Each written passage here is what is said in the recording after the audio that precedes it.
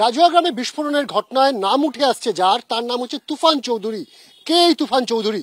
পুলিশের খাতায় দাগি আসামি বলে পরিচিত এই তুফান চৌধুরী, যার বিরুদ্ধে ছিনতাই থেকে শুরু করে ডাকাতি একাধিক মামলা রয়েছে।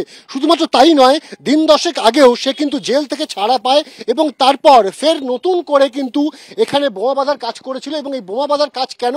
কারণ এই যে রাজুয়া গ্রাম সংলগ্ন যে নদীর ঘাটগুলি রয়েছে সেইখানে বালির তোলা হয় এবং সেই বালির ঘাটই কিন্তু ছিল মূল লক্ষ্য।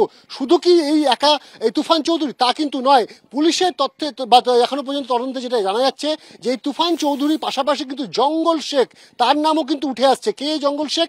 জঙ্গল শেখ হচ্ছে একসময় এই কাটোয়া এলাকার, তিনি কিন্তু তৃণমূল কংগ্রেস করতেন এবং পরবর্তী সময় কিন্তু তৃণমূল কংগ্রেস থেকে তাকে সাসপেন্ড করা হয়। এবং এই যে জঙ্গল শেখ, সে এবং এই তুফান চৌধুরীরা কিন্তু একসঙ্গে একটি দল করে এবং যেমনটা জানা যাচ্ছে যে জঙ্গল শেখের নির্দেশেই কিন্তু তুফান চৌধুরী এই রাজুয়া গ্রামে পৌঁছয় এবং তাকে নির্দেশ দেওয়া হয়েছিল যে একটি বোমা বাঁধার জায়গা খুঁজে বের করতে হবে এবং সেখানে বোমা তৈরি করতে হবে। কারণ বালি খাদান বা বালিঘাট যেগুলি রয়েছে সেখানে যদি আতঙ্ক বা ভয়ের পরিবেশ তৈরি করা যায় তাহলে একসময় হারিয়ে যাওয়া যে রাজত্ব তাদের এই রাজুয়া গ্রাম সংলগ্ন বা কাটোয়া এলাকায় ছিল সেই রাজত্ব তারা ফেরত পেতে পারে। কারণ বালিঘাট থেকে প্রতিদিন লক্ষ লক্ষ টাকা ওঠে, যে টাকার কিন্তু মূলত উদ্দেশ্য হচ্ছে ক্ষমতা কার থাকবে এই কাটোয়া বা রাজুয়া এলাকায় সেটা কিন্তু নির্ধারণ করে এই বালিঘাট বা বালি খাদানের এই টাকা। ক্যামেরায় প্রবীর সামন্তের সাথে অনির্বাণ বিশ্বাস ও রানা দাস, এবিপি আনন্দ, পূর্ব বর্ধমান। তুফান বলি যে ছেলেটা, ও একটা লোক ছিল, বাইরেকার লোক, গ্রামে একটা অশান্তি সৃষ্টি করার জন্য এখানে বোম বাঁধছিল।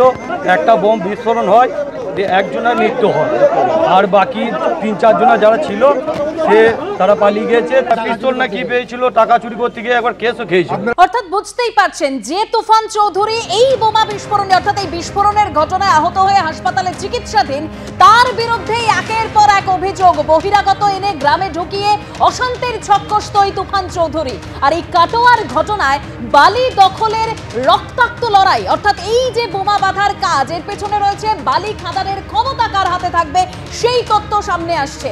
পুলিশের স্ক্যানারে যখন তুফানের একের পর এক কীর্তি, যেরকম বিস্ফোরণ কাণ্ডে উঠে আসছে জেল ফেরত তুফান ও বহিষ্কৃত তৃণমূল কাউন্সিলরের নাম। তৃণমূলের জেলা সভাপতির নিশানায় বহিষ্কৃত এই তৃণমূল কাউন্সিলর। বালিঘাটের দখল নিতেই বোমা বাঁধা হচ্ছিল এরকমই দাবি করছেন রবীন্দ্রনাথ চট্টোপাধ্যায়। দুষ্কৃতীদের টার্গেট ছিলেন তিনি। দুষ্কৃতী তুফান চৌধুরী জঙ্গল শেখের লোক। তৃণমূলের পার্টি অফিসে হামলা চালানোর জন্যই বোমা মজুত করা হচ্ছিল। একসময় বালিঘাটের দখল ছিল জঙ্গল শেখের হাতে, ফের তার দখল নিতে মরিয়া হয়ে উঠেছেন জঙ্গল শেখ। জঙ্গলের নির্দেশেই বোমা বাঁধা হচ্ছিল। জঙ্গল শেখ কাটোয়া পুরসভার 13 নম্বর ওয়ার্ডের প্রাক্তন তৃণমূল কাউন্সিলর।